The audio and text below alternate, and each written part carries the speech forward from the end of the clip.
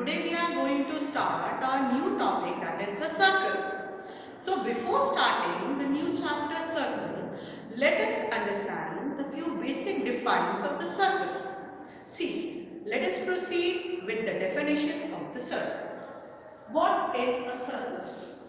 Defined as collection of all points in a plane that are at a given constant distance from a given fixed point. It means that all those points which are at a given constant distance from a given fixed point are forming a circle. Or you can also say that a circle is a locus of points which are at a fixed distance from a given fixed point. Now further, whenever you are talking about a circle, there are few basic things which you should understand. What is the radius of a circle? So, radius, the constant distance from the center of the circle is the radius. Now, here in the define, you are getting a new term, that is the center. Now, let us understand what is the center. Center, the fixed point is the center. Now, see, all these three defines we can understand with the help of a circle. How you will denote a circle? When you have to do the marking or you have to write that any given figure is a circle, how you will write it? You will write a circle as COR, where C is used to represent a circle. O is used to represent the center of the circle. Here in the given figure, this is C.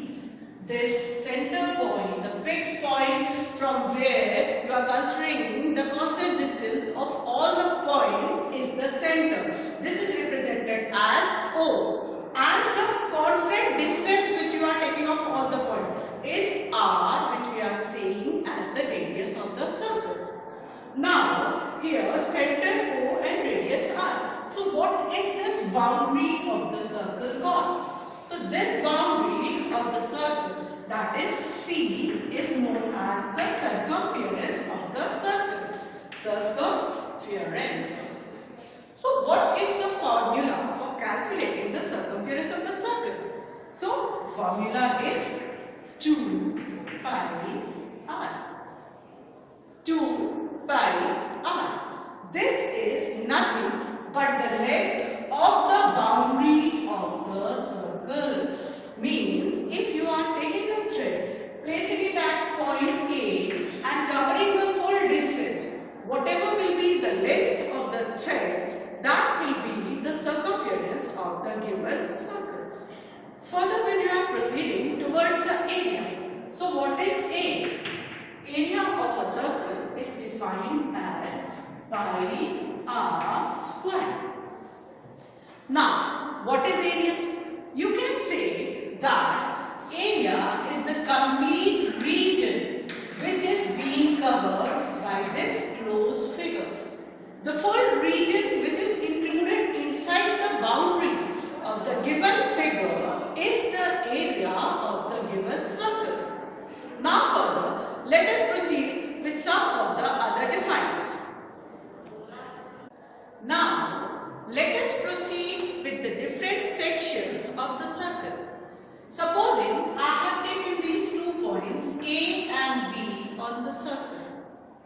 If I am taking this point A and B, so this portion which is being covered, this portion of R which is being covered between A and B point is known as the minor arc. As you can see from the figure that it is covering the small distance of the circle. So I can write this as making the arc shape and write it as minor arc AB, because it is starting from A and ending up to B. So I am writing arc AB.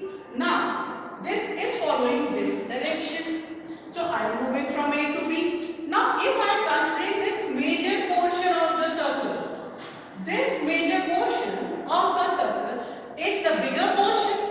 So it cannot be the minor arc. So how you will define it? This is the major arc. But can we write it as AB?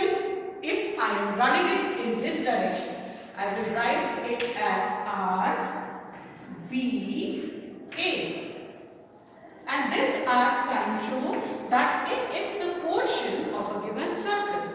Further, if I move it from this direction to this direction, if the arrow is in this direction, I can write the arc AB. Further, now moving to the minor and the major segment. Supposing I am joining these 2 points A and B. The region which is covered between this small minor arc is the minor segment. Segment means part. So, the lesser part is the minor segment. The more part, the portion which is covering the more region is the major part. So, this bigger arc AB is covering the major sector and this one is the minor sector. Now, after this, let us understand that what type of angles are being formed on the minor and the major sector. If I am making any angle in this direction, this is an acute angle. And further, if I am making it in the reverse direction, this is an obtuse angle. So, we can say that in minor segment, what type of arcs we are getting? In minor segment, we are getting obtuse angle.